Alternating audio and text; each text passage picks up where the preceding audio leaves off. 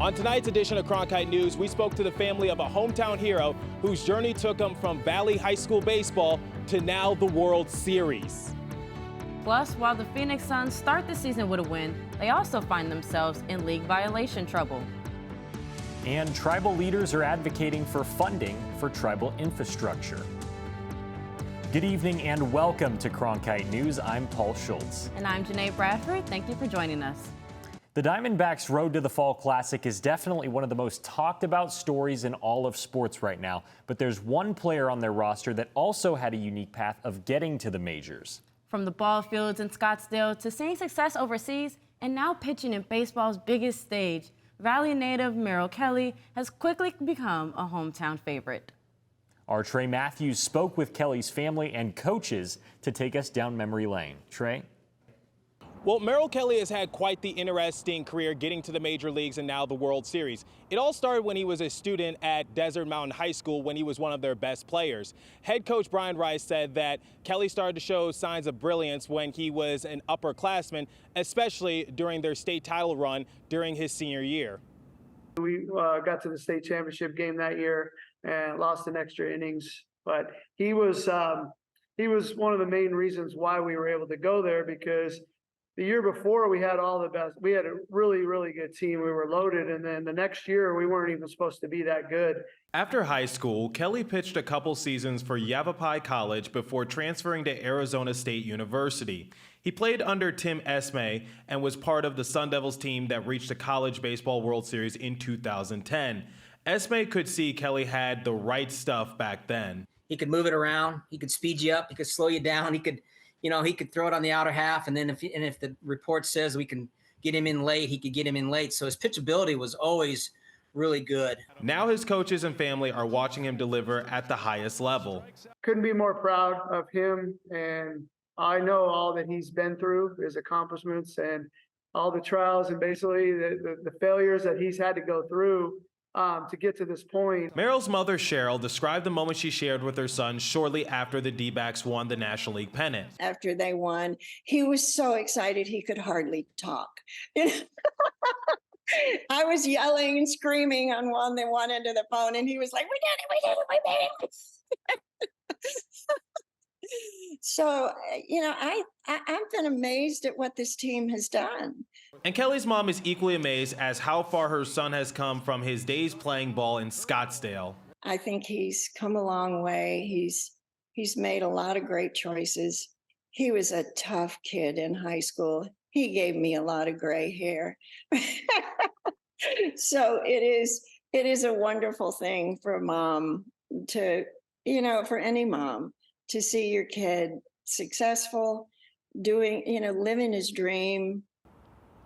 Kelly's mom, Cheryl, says that she will be in attendance to watch her son pitch during the World Series. And get this, his grandparents who have never seen him pitch live will also be making a trip to the World Series. So all eyes are going to be on the Valley native as he is going to try to do his part to help the Diamondbacks win the World Series for the first time since 2001. At Chase Field, Trey Matthews, Cronkite News. The Snakes haven't been afraid of the underdog narrative all postseason, and that's not going to change going into the Fall Classic. Our Ryan Bennell breaks down all things Bennell related to this historic Snakes run. That is exactly right, Janae. The Diamondbacks have been playing the role of underdogs pretty much all season, even before opening day. Taking a look at the preseason odds makers had them at plus 12,000 or 120 to 1 to win the World Series, which for those that don't know, a $10 bet on those odds would net you $1,200. The Rangers weren't too far ahead of them at plus 4,600, but there's a good reason why both teams were such big underdogs, as neither one has a lot of postseason success. Just one World Series win between the two clubs, while the Rangers lost back-to-back trips to the World Series in 2010 and 2011. In recent years, both of these clubs were 100-loss regular season teams just 2 years ago, and now they're in the World Series. Talk about an underdog story. Fast forwarding a little bit to the midseason odds, you'll see a major jump from July to August in the Diamondbacks odds. Here in July, they are plus 25.50, where a $10 bet would net you $255. But then in August, you see them go all the way up to plus 8,400. So why is that? One of the worst regular season stretches by a pennant-winning team ever. They went 16-34 in a 50-game stretch from mid-June to mid-August, and they also did this while being led by a rookie. Corbin Carroll was just the 4th rookie to lead a pennant-winning team in wins above replacement in the wild card era. Then we fast forward to the postseason, where we are now. October 3rd, day 1 of the postseason, the D-backs are at plus 2,200 odds, while the Rangers not too far ahead of them, still underdogs at plus 1,100. Then today you see the exact World Series matchup, giving the Rangers minus 175 odds or 63.6% implied probability. But the Diamondbacks are used to this underdog role, considering every single game this postseason they've been the underdogs. History is on their side, though, considering they beat the Brewers. All it takes is to beat the Brewers to have a golden ticket to the World Series. Every team that's eliminated Milwaukee from the postseason has gone on to the Fall Classic, and 6 of those 8 teams have won the trophy. So, could the Diamondbacks be next on that list? In the newsroom, Ryan Bennell, Cronkite News. Thanks, Ryan. Janae, I think one of the coolest parts of this World Series is the similarities between this year's team and the Snakes team back in 2001. From the dates of the games to pitchers knocking out birds, you can't write a script better than this. It's really crazy when you think about it, Paul, especially with 22 years in between the series, pretty much how old we are right now. And when Randy Johnson came to the Cronkite School, he said the biggest differences were the players' ages. 2001 was all veteran. That's probably why we won the World Series. This team, the average age is probably 23, 24.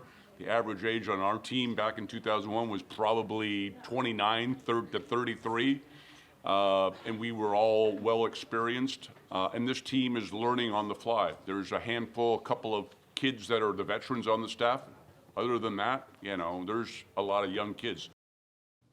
This young squad is ready for the moment we've all been waiting for. Game 1 of the World Series is tomorrow at 5 p.m. local time in Arlington. Zach Gallen is set to get the start on the mound for the Snakes. Game 2 will also be in Arlington. Then it's on to games 3 and 4 at Chase Field. Tickets are officially sold out, so you might want to head to a local bar with friends to watch. If necessary, a Game 5 would also be here in Phoenix, while a potential Game 6 and 7 will be back in Arlington. On to basketball news. The Phoenix Suns are under investigation after breaking league rules to communicate with Drew Eubanks. This was reported by the NBA with this statement, and as a result, they will lose their 2024 second-round draft pick that they acquired from the Denver Nuggets in the offseason. The Suns responded with a statement on X saying they're disappointed in the results of the investigation and are focused on moving forward to the season. Coming up next, a high school from the Navajo Nation is bouncing back after 2 years without a football team due to the COVID-19 pandemic. We'll show you how this football team of only 21 players is building a family within their program.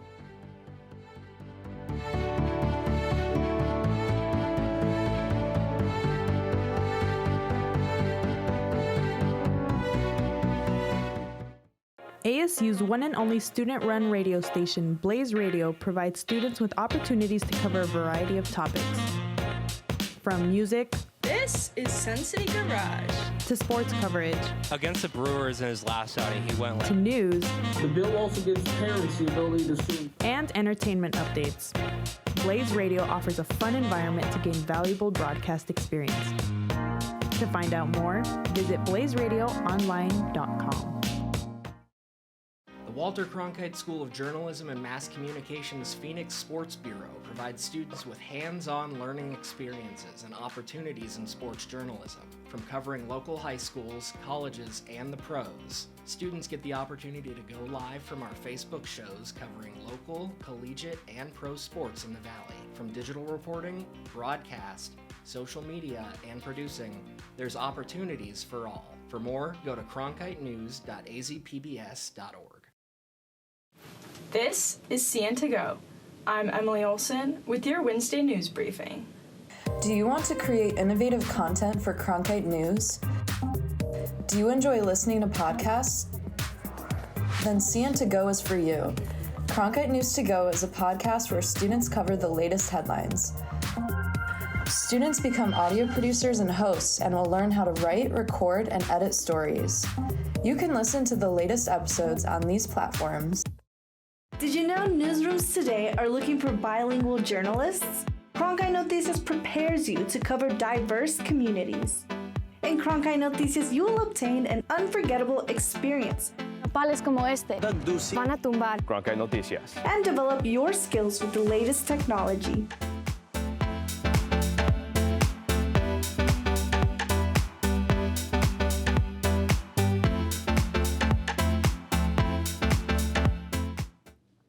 Welcome back. The Arizona Coyotes are making a difference as the first NHL team to host a Pride Night since the league reversed its ban of symbolic tape on hockey sticks. According to ESPN, Yost defender Travis Dermott was the first player to support the LGBTQIA+ community and protest the league's order. Hopefully, the Yotes can redeem themselves with a win on this special night. Arizona fell to the Los Angeles Kings on Tuesday, but can even up the series at home. Puck drop is set for 7 p.m. tomorrow at Mullet Arena. A high school football team in the Navajo Nation has faced loads of challenges. A roster of only 21 players, no home field for the entire season, and traveling from the northeast corner of Arizona to the valley for a game. Cronkite News reporter Philip Level explains how this team has learned that football is more than just wins and losses. It's hard to imagine driving almost 7 hours and traveling over 300 miles before playing a football game. Well, that is exactly what the Many Farms High School football team did for one of their games played in Phoenix. To most teams, this would appear as an obstacle, but the Lobos view it as an opportunity. For my players, it's a real experience. It's really a chance to get some of them to see other than the reservation. Many Farms is a small town in the Navajo Nation with a population under 750 people. Its high school has 286 students and is currently working toward rebuilding its football program that was disrupted by COVID-19. Their 2020 and 2021 seasons were canceled, so the athletic department is eager to try to restore the student football community. I think the goal for the athletic department, in my mind, is just to get the kids to appreciate being athletes again, being able to appreciate going out, competing against others, learning to be better people for it. In charge of the rebuild is head coach Jonathan Biguet. Biguet has been the Lobos coach for the past 7 years. He and his assistant coaches have a strong connection with the school. Well, Many Farms High School, I believe it's one of the best schools. I went to school here and I love the school. If I didn't love the sport and the school and the student athletes, I wouldn't be out here. But I just care so much about what's happening around here because you saw where we're from. Many Farms has only one win this season, but with only 21 players on the roster, it is extremely difficult to compete against schools that can more easily make substitutions. Another difficulty the team faces is that they have to travel long distances every week in order to compete. Each game has been played on the road because their football field is in the process of being resodded. Another challenge, all practices are on the school's softball field. Yeah, I'm very excited. I'm hoping that they get done pretty quick. Yeah, play on grass finally. The travel's always great because I always get a lot of compliments about our student athletes on how well behaved they are. The Many Farms High School football team is a prime example for why wins and losses should not be the only judgment for success. The Lobos aim to exemplify character and discipline at every game and at every practice. And we're trying to make these boys out of men. So when they grow up and they, be better fathers and be better uncles and just to be leaders out there in our Navajo Nation. The lessons of sportsmanship, good manners, the behavior that gets them noticed in a favorable and a positive manner will carry them through so many aspects of life. The coaches are all proud of the hard work the students have put in to become disciplined athletes. However, Coach Biguet is most gratified by the community they have built together. What I'm really proud of is being together as a family and a team. They struggle together, they overcome together. That's what people don't see. Many Farms High School is giving Navajo students an opportunity to play football. And for the coaches and the students, the football team is a community and a family. 1, 2, 3, Lobos! In Many Farms, Philip Level, Cronkite News. Switching gears to news, a mass shooting in Maine has Arizonans speaking out. Jesse Broaders joins us to tell us about that story and the latest on Colorado River levels. Thanks, Paul and Janae. Coming up next, I'll have the latest on those two stories. Plus, we'll take a closer look at the damage Hurricane Otis left behind and the impact it's left on the people of Mexico. And back here in the valley, temperatures are finally cooling down. We take a look at how cool it will get in the upcoming week.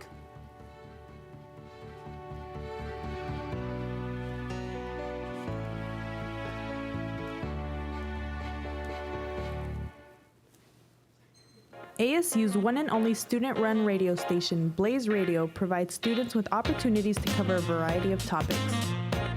From music, This is Sun City Garage, to sports coverage, Against the Brewers in his last outing, he went to news, The bill also gives parents the ability to sue. and entertainment updates. Blaze Radio offers a fun environment to gain valuable broadcast experience. To find out more, visit blazeradioonline.com. This is CN to Go. I'm Emily Olson with your Wednesday news briefing.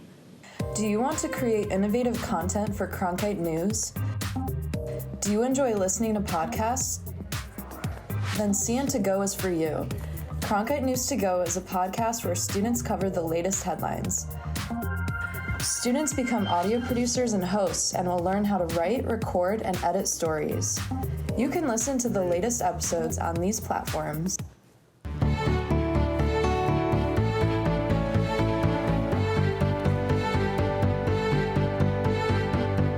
I'm Jesse Broaders, and here are the latest headlines. A suspect is still at large in the fatal shooting that has left the entire state of Maine in fear. A U.S. Army reservist, who authorities say killed at least 18 people and wounded 13 in a mass shooting at a bowling alley and a bar, caused tense panic across the state. Former Arizona Representative Gabby Giffords said in a post on X, quote, "It doesn't have to be this way and it shouldn't be this way. Entire communities shouldn't have to live in fear of an active shooting." Giffords, who is a victim of a mass shooting herself, was wounded in an attack at the Tucson supermarket in 2011 that left 6 dead and wounded 18 others. And at least 27 people were killed during a devastating hurricane that hit Mexico earlier this week. The Mexican government deployed the military to help with cleanup and recovery efforts in the area near Acapulco. Hurricane Otis hit Mexico's Pacific coast on Tuesday, quickly growing from a tropical storm to a Category 5 monster. Winds, rain, and storm surge created widespread flooding and mudslides. Mexico's president says the hurricane blew down every power pole in the city, leaving most of the 1 million residents without electricity. We are looking at fall-like weather here in Arizona just in time for the Fall Classic. Evan Reiser joins us from the Weather Center with the forecast. Okay, as we take a look at tonight, we can see it sit around 80 degrees right now, but it will get into the mid 70s as we get later into the evening. 76 at 9 p.m. and then we'll see it get down to 74 at 10 p.m., which takes us in to tomorrow's low temperatures. We can see 63 degrees here in Phoenix as we move north, 49 in Sedona, 34 up in Flagstaff. So if you're up there, make sure to put on a coat. And as we move south, we'll see 56 in Tucson, and we'll see it dip into the high 40s down in the southeastern part of the state. Taking a look at tomorrow's high temperatures, we can see it's starting to feel like fall here in Arizona. 88 degrees here in Phoenix, 73 up at Sedona. And as we take a look south, 86 in Tucson and 79 down in the southeastern part of the state, which sends us into an exciting week here in the valley. We can see beautiful weather. Sun's going to stay out with high to low 80s this weekend, 88 on Friday, 86 on Saturday, and a high of 82 on Sunday. Monday, the World Series comes back for Game 3, 82 degrees on Monday. Could we see the roof open? I think so. On Tuesday, it'll be Halloween. Should be a nice, comfortable 83 degrees, just in case you want to dress up like your Thursday weather guy. And we'll see those mid-80s stick around through Wednesday and Thursday. Maybe some partial clouds, but those will move out by Friday with a high of 86. In the Cronkite Weather Center, I'm Evan Reiser. And while we've had a few dry months recently, it seems conservation and an unusually wet winter really helped Colorado River levels. Federal officials announced yesterday that water levels in Lake Powell and Lake Mead are no longer at risk of reaching critically low levels. This means plans by western states and Native American tribes to voluntarily reduce water usage should be enough to keep the Colorado River basin stable. This is a big change from the summer of 2022, when the federal government warned of a crisis and threatened forced cuts.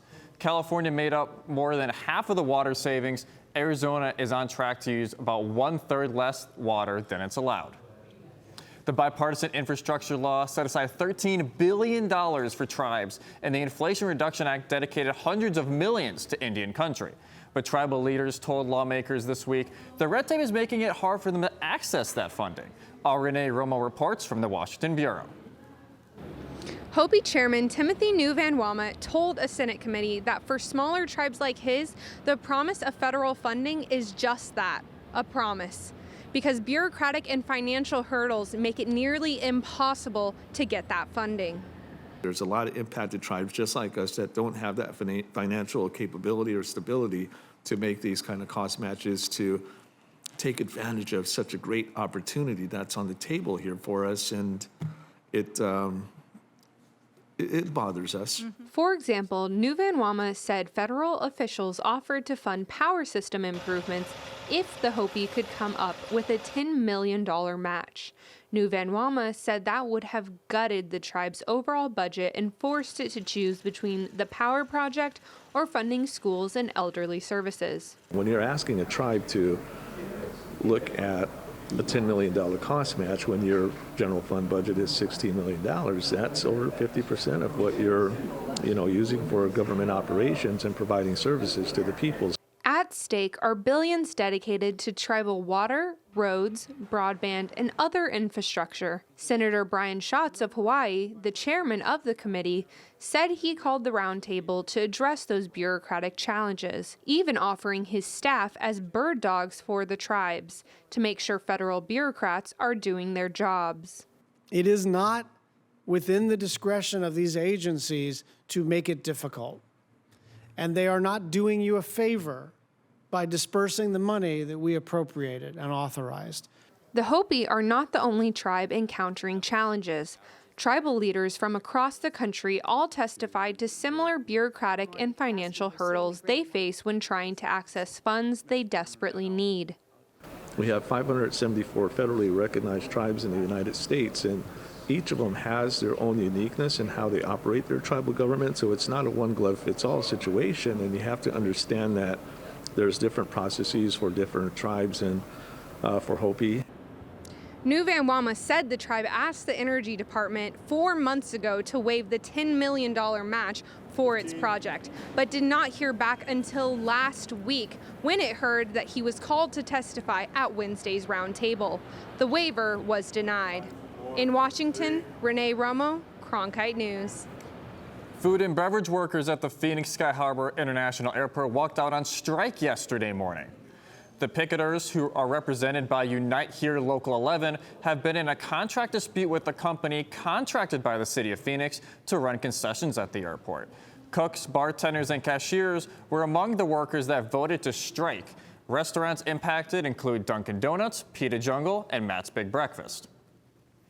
Also in strike news, the United Auto Workers Union reached a tentative agreement with Ford that could potentially lead to ending the nearly 6-week-old strikes against Detroit automakers.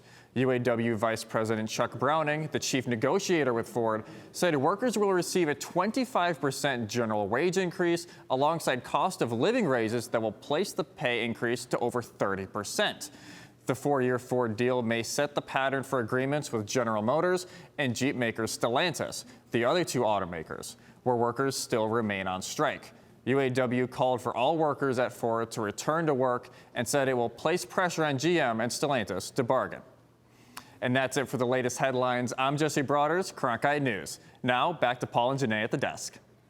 Thanks, Jesse. Coming up next, there's not much time left to say goodbye to these giant bears. That's right, because these pandas are going back home earlier than expected. And that's the way it is. Monday, September. Newscasting has changed a lot since the time of Walter Cronkite. That's why here at the Walter Cronkite School of Journalism, you can learn the studio production skills of today in real time. Whether you want to work audio, direct, technical direct, design graphics, or you can even run the floor. It's all part of the Television Production and Graphics Lab here at the Walter Cronkite School of Journalism. We're going on in 3, 2... Did you know newsrooms today are looking for bilingual journalists? Cronkite Noticias prepares you to cover diverse communities. In Cronkite Noticias, you will obtain an unforgettable experience principales como este van a tumbar. Cronkite Noticias. And develop your skills with the latest technology.